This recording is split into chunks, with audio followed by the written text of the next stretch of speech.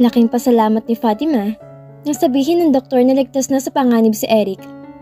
At kahit maraming dugo ang nawala, ngunit buti na lang at nasalinan kaagad. Narinig ni Fatima ang pag-uusap ng doktor at ni Madam Romina dahil hindi pa siya umalis sa kanyang kinauupuan hanggat hindi niya nalalaman ang totoong kalagayan ng lalaki. Pagkatapos niyang malaman ang sitwasyon ng lalaki, nagmamadali siyang umalis kasi ayaw niya magkita na naman sila ni Madam Romina. Baka may sasabihin tong hindi maganda sa kanya at hindi siya makapagpigil. Sapat nang nalaman niyang ligtas na sa panganib si Eric at kung may masama pang nangyari dito, hindi niya taga mapapatawad ang kanyang sarili. Palabas na si Fatima ng ospital nang bigla niya masalubong si Hendrik sa may pintuan. Halatang nagulat to na makita siya. "Fatima, nandito ka pala. Galing ka ba doon sa ER?" Seryosong tanong nito. Sa tingin ni Fatima, hindi naman to nagagalit. Alalang-alala nga lang to para sa kanyang kapatid. "Oo, Hendrix, naroon rin ang mami mo. Sorry hindi na ako nakapagpa..." "It's okay babe, I understand." Sagot nito, saka ngumiti ito ng bahagya sa kanya. "Uuwi ka na ba?" Tanong ng lalaki. Tinanghalang niya ito at pagkatapos nagpaalam na itong tutuloy na sa loob. "Mars, nandito ka na pala." Wika ni Kay na makarating na siya ng apartment. Hindi ni Fatima akalaing lumipat to sa sofa at doon natulog. "Mars, bakit dito ka natulog?" Tanong niya. "Siyempre, hinintay kita." "Pasensya na, hindi kita nasamahan. Inaantok ba kasi ako kanina eh. Nagmamadali ka nang umalis." Sabi nito. "Kamusta na pala sa Eric, Mars?" "Ligtas na sa panganib, Mars. Buti na lang at nasalinan ka agad ng dugo." Tugon ni Fatima. "Ano daw ang sanhin ng aksidente?" Curious na tanong ni Kay. "Lasing daw, Mars, kaya hindi na control ang manibela at bumangga sa poste." "O siya, matulog ka na. 2:00 pa naman ng madaling araw. Mag-usap na lang tayo mamaya." Sabi ng kanyang kaibigan. Tumango naman si Fatima at nagtungo na sa kwarto. Biglang nagising si Hendrix dahil sa sunod-sunod na tunog ng kanyang cellphone. Tiningnan niya saglit ang orasan at malapit na mag-12:00. Pero sino tong tumatawag sa kanya? Kayong 10 oras na ng gabi. Bumangon siya at kinuha ang cellphone na inilagay niya sa ibabaw ng drawer. Nakalimutan niya tong ilagay sa bedside table kanina. Nang mabasa niyang pangalan ng kanyang ina na nag-flash sa screen, agad niya tong sinagot. "Hello ma'am, ba't napatawag ho kayo?" Tanong niya. Narinig niyang umiiyak ang kanyang ina, kaya tinanong niya kung ano nangyari. "Nasa ospital ang kapatid mo. Tumawag sa akin na kaibigan kong doktor sa St. Luke at kasalukuyang nasa emergency ngayon si Eric. Nabangga ang sinasakyan niyang kotse." Emosyonal na sabi ni Madam Romina. Nabigla si Hendrik sa kanyang narinig. Kapatid niya ang nadisgrasya, kaya normal lang na mag-alala siya sa kalagayan nito. "Ma'am, pupunta po ako ng ospital ngayon din." Pagkatapos niyang sabihin yun, nagmamadali siyang nagbihis at agad na lumabas ng kwarto. Mabilis na pinandar ang kotse habang pinabaybay ang daan papuntang St. Medical Center. Pagkaraan ng ilang minuto, nakarating na siya sa ospital. Pagkatapos ni park ang kotse niya, agad na pumasok siya sa entrance door. Nagtuloy-tuloy siya sa pagpasok papunta sa ER. Sa may di kalayuan, nabigla siya na makita niya si Fatima na nakaupo sa mahabang upuan sa labas ng ER. Nakayuko to at halatang umiiyak. Alam niyang labis nung nag-aalala sa kalagayan ng kanyang kapatid. Dahil dito ay may konting kirot siyang naramdaman sa kanyang puso. Hindi siya lumapit. Sa halip tinignan lang niya to sa malayo. Alam ni Hendrix na hindi siya ni Fatima napansin dahil nakayuko lamang to habang patuloy na pinapahid nito ang mga luha sa kanyang mga mata. Gusto niya tong lapitan, ngunit nag-aalangan siya kaya lumabas na lang muna siya. Yun naman ang pagdating ng kanyang ina. Halatang halata na balisang-balisa to at tumingin lang to sa kanya. Pagkatapos tumakbo to papunta sa emergency room. Pagkalipas ng ilang minuto, nakita niya through the glass door na papalabas ng exit door si Fatima. Ayaw niya magpahalata na nakita na niya to sa loob, kaya nagkunwari siyang nagulat na makasalubong sila sa may pintuan. Namumula at namamaga ang mata nito, kaya natitiyak niyang labis nung umiyak kanina. Sorry Hendrix, hindi mo lang ako nakapagpa... Hindi niya na ituloy ang kanyang sasabihin dahil agad siyang sumabat. Naiintindihan naman niya na labis na nag-aalala sa kalagayan ng kanyang kapatid. Alam din niyang hanggang ngayon, may damdamin pa rin to kay Eric. Kahit man nasasaktan siya, ngunit kailangan niya maging mahinahon dahil ayaw niya magtalo na naman silang dalawa ng dalaga. Matapos itong magpaalam sa kanya na uuwi na, tumuloy na rin siya sa loob. Nagising si Fatima dahil sa tunog ng kanyang alarm clock. Sinadya nga taga niya magpaalam ng 6:00 dahil baka hindi siya makakagising na maaga. Kailangan pa naman niyang pumasok sa trabaho dahil maraming client ngayon sa Banco de Oro at kailangan nandoon ng lahat ng mga teller. Napakasakit ng kanyang ulo dahil kulang na kulang siya sa tulog. Bumangon siya at kumuha ng gamot sa medicine cabinet. Pagkatapos kinuha niya ang towel at lumabas ng kwarto. Maghahafbat lang siya at hindi na muna maliligo. Napakatamlay na kanyang pakiramdam na para siyang mahihilo. Mars, okay ka lang ba? Bakit ang putla mo? Tanong ni Kay na kasalukuyan naghahanda na ng kanilang pagkain. Ha? Wala. Masama lang pakiramdam ko, Mars. Maagap niyang tugon. Kung masama ang pakiramdam mo, Mars, huwag ka na lang muna pumasok. Ipagpapaalam kita sa manager natin. Okay lang talaga, Mars. Promise. Sabi niya. Hindi na nagpamulit pa si Kay. Sa halip kumain na lamang sila. Pagkatapos pumasok siya sa kwarto at nagbihis ng uniform. Nang matapos na si Fatima sa pag-aayos ng kanyang sarili, bumaba na sila ni Kay. At nagtungo sa nakaparadang sasakyan. Mars, may tanong ako sa iyo ha? Mahal mo pa si Eric? Tanong ni Kay. Yes, Mars, pero mahal ko rin naman si Hendrix eh. Aniya. Aba Mars, hindi naman maaaring silang dalawa, di ba? Isa lang talaga sa kanilang piliin mo. Hindi ko alam, Mars. Naguguluhan ako. Pareho ko silang mahal. At hindi mo alam kung sino sa kanilang dalawa, di ba? Tanong niya. Tumango lang si Fatima at nagkaroon ng konting katahimikan hanggang sa makarating sila sa Banco de Oro. Lunch break, nag-aya na siyang lumabas kay Kay dahil nagugutom na siya. Ngunit laking gulat niya na masalubong nila sa daan si Jewel. Butit na abutan kita. May sadya kong napaka-importanteng bagay sa'yo. Sabi nito habang nakataas ang isang kilay na parang uuyam. Hindi ni Fatima inaakalang pupunta to ng personal sa kanya. At base sa ekspresyon ng mukha nito, meron talaga tong importanteng kailangan sa kanya. Doon tayo mag-usap sa restaurant. Mabigat na sabi nito.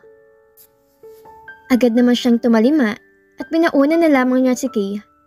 Habang silang dalawa naman ni Jewel ay naglalakad papunta sa isang restaurant na malapit lang sa bangkong kayang pinapasukan.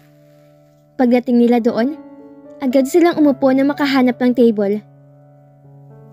Hindi na ako magpapaligoy-ligoy pa. Gusto kong sabihin sa iyo na buntis ako at si Hendrix ang ama.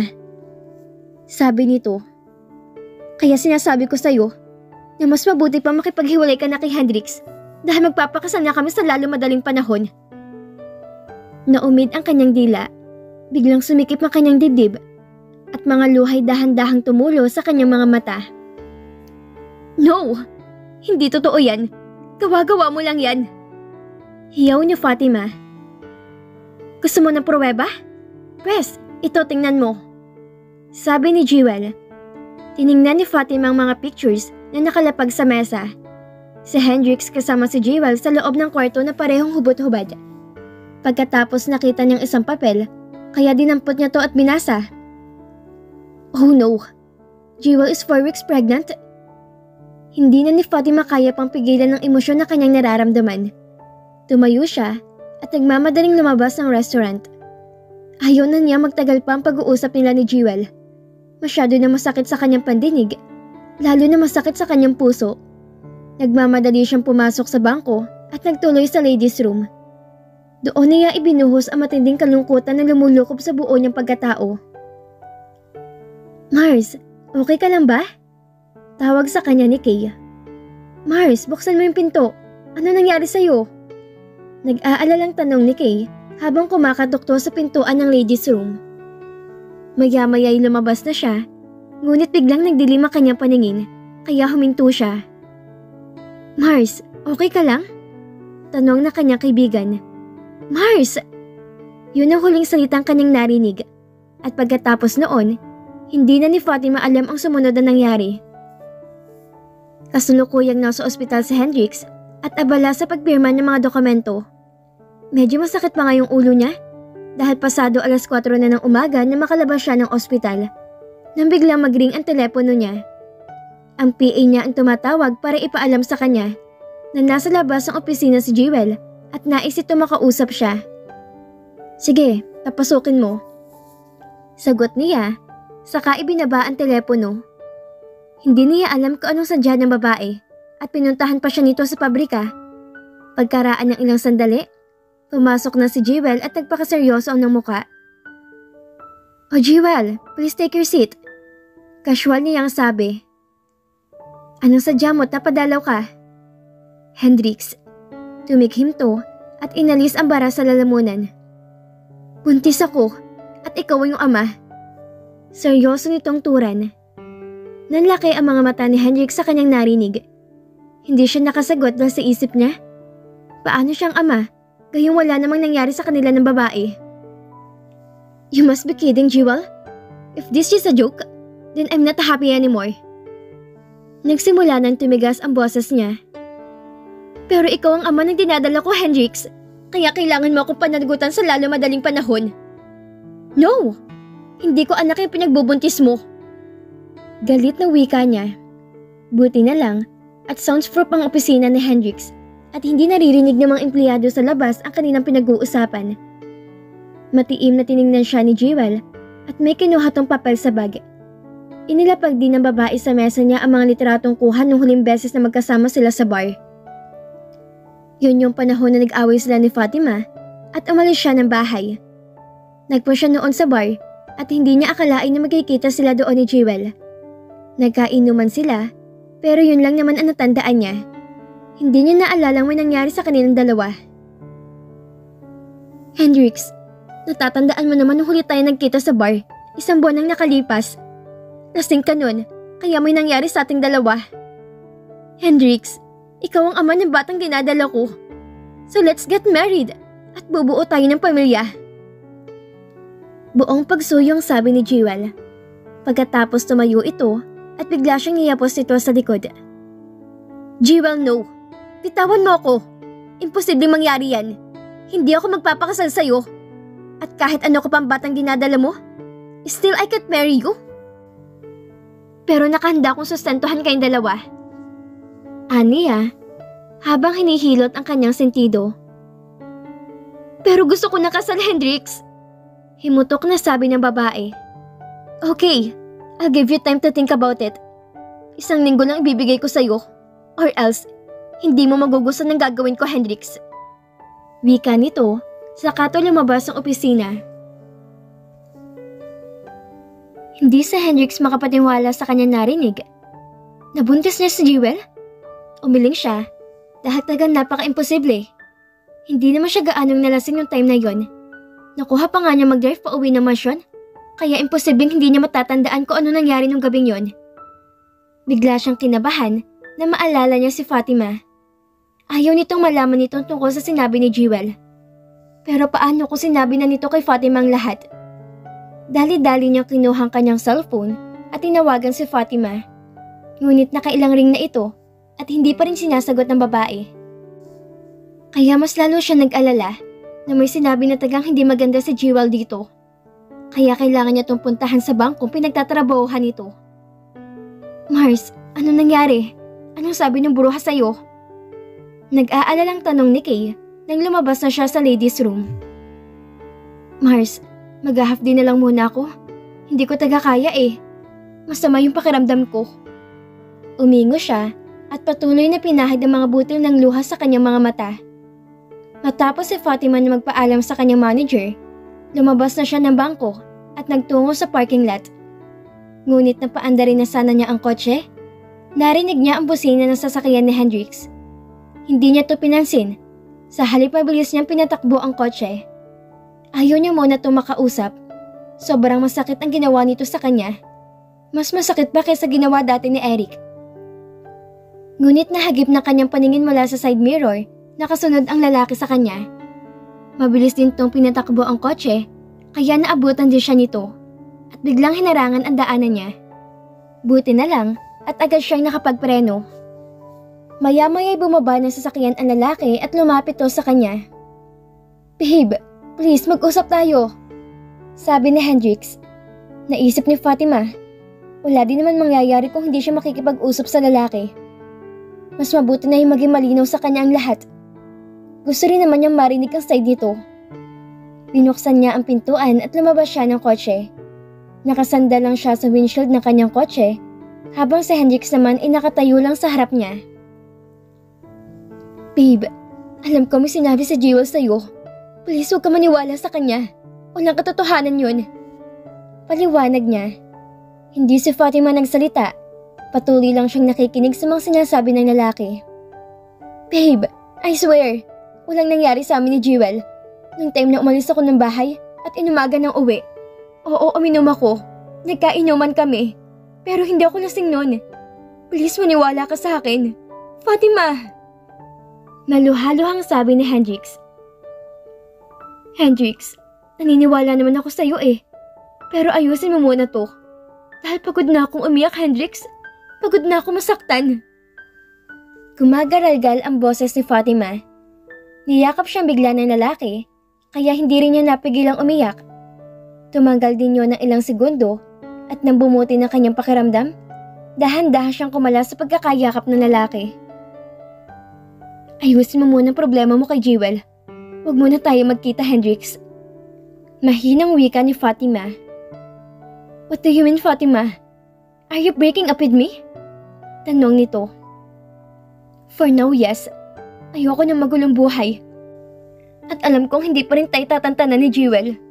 Kaya naisip ko na mas mabuti pang... No! Ayoko, Fatima! Please, huwag mo naman gawin sa akin to! Please!" Wika nito. "Hendrix, kung mahal mo ako, sana maintindihan mo. Saka ka nalang bumalik sa akin kapag maayos na problema mo kay Jewel. Naniniwala naman ako sa'yo. But as for now, gusto ko muna magkaroon ng kapayapaan sa sarili ko." Biglang tumahimik ang lalaki at nakita na lamang ni Fatima na nagpahid to ng luha. "Fatima, mahal kita. Pero kung to ang tagang desisyon mo, wala na akong magagawa kundi ang palayain ka. Alam ko naman na simula nung tinanggap mong kontrata, maraming hirap ng pinagdaanan mo, mga paratang at masasakit na salita mula kay Mommy. At ngayon ito na naman. Huwag ka mag-alala. Sasabihin ko na sa lahat na hindi tayo totoo mag-asawa upang tuluyan ka na maging malaya sa akin." Madamdaming wika ni Hendrix. "At kung sakaling makakatagpo ka na lalaking karapat-dapat sa'yo, asahan mong maintindihan kita. At kung sakaling mahal mo pang kapatid ko, malaya ka nang bumalik sa kanya." Sabi ni Hendrix, saka siya muling niyakap. Hindi ni Fatima mapigilang humagulhol dahil sobrang napakasakit palatagan na magpaalam sa taong naging bahagi na ng kanyang buhay. Pagkatapos, hinaplos ito ang kanyang muka at kinintalan siya ng halik nito sa noo at sa labi. "Be healthy and be happy, Fatima," sabi ni Hendrix, saka humakbang palayo sa kanya. Pumasok si Fatima ng kotse at doon siya umiyak na malakas. Gustuhin man niyang puntahan ng lalaki dahil naroon pa naman to't hindi pa umaalis. Ngunit may kaunong puwersang pumipigil sa kanya para wag niyang gawin yun. Kailangan din niyang makatiyak kung sino nga ba taga kina Hendrix at Eric ang matimbang sa puso niya. Mabigat man sa loob niya, ngunit pinaandar na niya ang sasakyan. Nakita niyang nakasunod ang lalaki sa kanya, ngunit nag-iba rin to ng ruta at sa tingin niya, pupunta to sa bahay ni Leandro. Wala naman siya maisip na puntahan kundi ang kaibigan nitong abogado. Nang makarating na siya ng apartment, agad siyang bumaba ng kotse at dali-daling pumasok sa loob. Pagdating niya sa kanyang kwarto, bigla siyang sumamlampak sa higaan at umiyak ng umiyak. "Hendrix, hanggang dito na lang ba tayo?" Usal ni Fatima sa kanyang sarili. habang ang mga luhay patuloy na dumadaloy sa kanyang mga pisngi. At dito na po nagtatapos ang 37 kabanata ng ating kwento. At sana'y muli niyo po akong samahan sa mga susunod pang kabanata. Maraming salamat po at ingat po tayong lahat.